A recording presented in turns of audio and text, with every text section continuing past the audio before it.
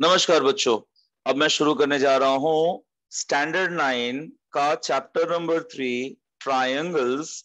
इसके ढेर सारे थ्योरम, जी हाँ, बहुत बहुत बहुत सारे थ्योरम्स आपको लाइफ टाइम काम आएंगे।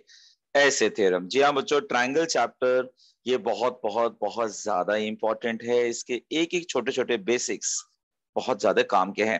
ध्यान रखिए, अगर 9th में आपके कॉन्सेप्ट होते हैं एकदम से क्लियर, तो 10th 11th 12th आगे चलकर आपको तकलीफ कभी नहीं आएगा। तो ये है दरअसल एकदम से बेस। आज का थ्योरम है राइट एंगल ट्रायंगल से रिलेटेड। थ्योरम कहता है कि हाइपोटेनियस पर अगर मीडियन ड्रॉ किया तो वो हाइपोटेनियस का हाफ होगा। क्यों होगा भाई, कैसे होगा, आइए देखते हैं। फिलहाल मैं अपना वीडियो यहां से कर लेता हूं गायब, क्योंकि थ्योरम में है बहुत कुछ बच्चों, वो हमें सीखना है। So let us see property of median drawn on hypotenuse of right triangle. Theorem कहता है कि in a right angled triangle the length of the median of hypotenuse is half the length of hypotenuse. मतलब क्या, मतलब ये कि ये एक राइट एंगल ट्रायंगल है जिस पर अगर मैं मीडियन ड्रॉ करूं। मीडियन मतलब क्या, मीडियन मतलब ये हुआ कि डी मिड पॉइंट है और AD is equal to DC. तो पहले ना इस बात को समझते हैं कि क्वेश्चन दिया क्या है, हमें करना क्या है। बच्चों यहां पर दरअसल बीडी है मीडियन। ओके, तो मीडियन है, तो ये चीज तो कंफर्म है कि जो एडी है इज इक्वल टू डीसी। हमें क्या प्रूव करना है कि ये जो बीडी है, जो मीडियन ड्रॉ किया है, that is half of AC. तो ये कैसे हो पाएगा? तो बच्चों इसके पीछे एक छोटी सी बात है। बात यह है कि हम यहां पर देखकर बता सकते हैं कि जो एडी है that is half of AC. Agree? जो एडी है that is half of AC. बस ये किसी तरह से बता दूं कि this AD is nothing but BD, then I can say कि BD is half of AC. एक तो ये बात है। दूसरी, एक दूसरा तरीका है जो हम यहां पर आजमाने जा रहे हैं। तो भैया क्या करने जा रहे हैं, छोटा सा कंस्ट्रक्शन करेंगे। जितना बड़ा बीडी है उतना ही बड़ा डीई ड्रॉ कर देते हैं। देखिए, जितना बड़ा बीडी है उतना ही बड़ा डीई ड्रॉ करना है और सीई को मिला दीजिए। तो ये बातों को बता दीजिए, ये प्रूव करना है, ये कंस्ट्रक्शन हो गया। अब बच्चों इसमें ना बड़ी लंबी लड़ाई लड़नी है। करना क्या है, करना यह है कि हम क्या करेंगे, पहले एक छोटा ट्रायंगल लेंगे। छोटा ट्रायंगल मतलब ये वाला ट्रायंगल और ये वाला ट्रायंगल। ये जो छोटे वाले ट्रायंगल्स बन गए ना बच्चों, इनके बारे में हम वर्क करेंगे। कैसे वर्क करेंगे भाई, क्या है इसकी कहानी, मैं आपको बता देता हूं मेरी जुबानी। तो बच्चों इसमें ये दिख रहा है कि ये साइड और ये साइड इक्वल है। हम देख सकते हैं कि ये एंगल और ये एंगल इक्वल है बिकॉज वर्टिकली ऑपोजिट है।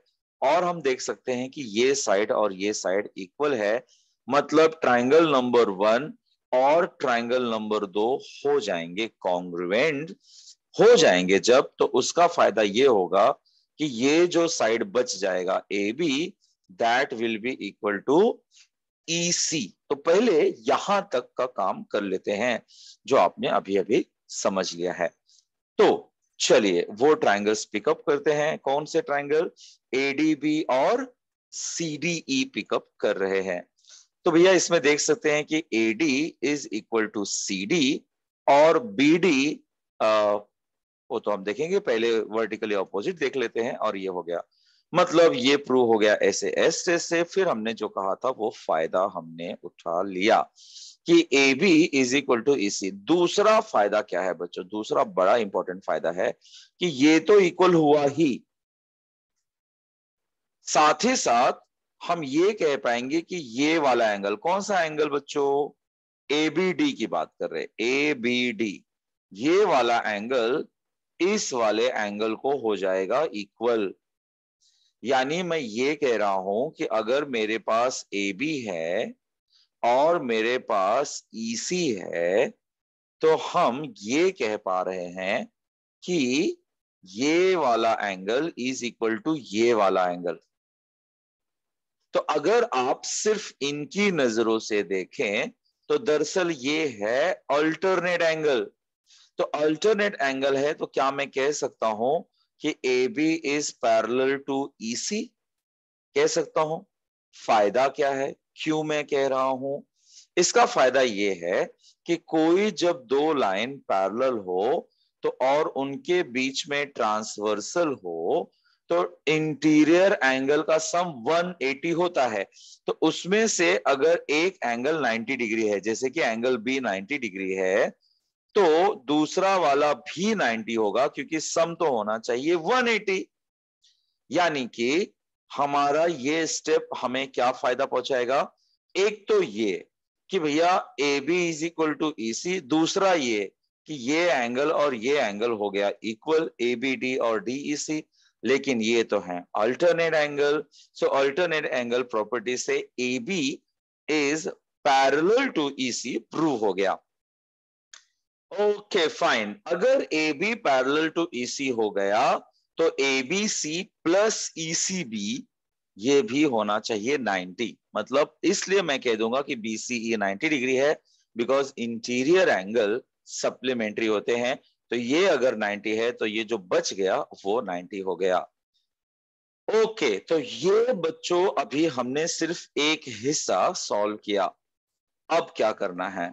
अब दरअसल हमें पकड़ना है बड़ा वाला ट्रायंगल। कौन सा बड़ा ट्रायंगल बच्चों?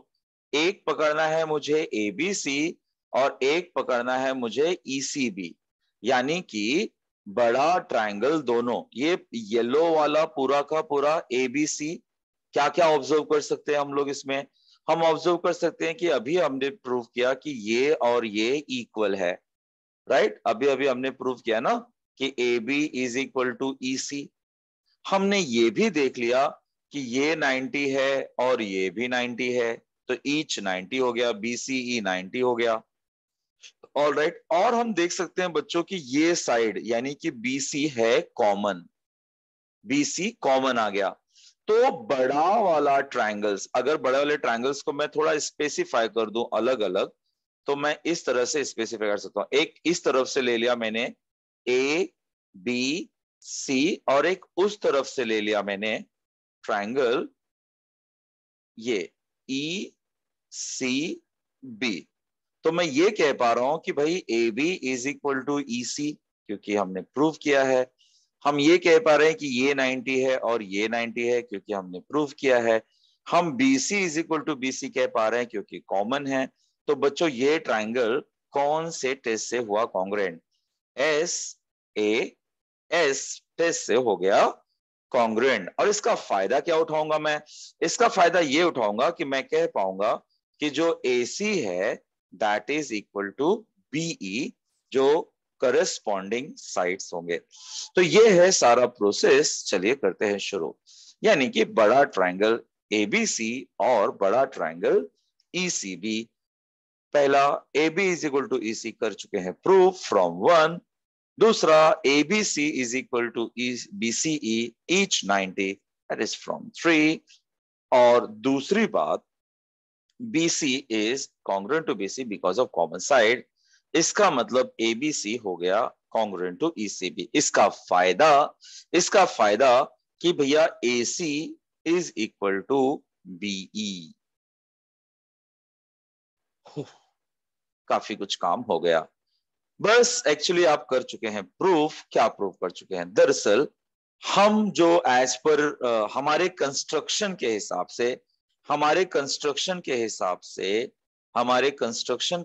से जो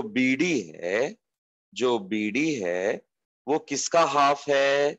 BE का, क्योंकि BD और DE एक ही था।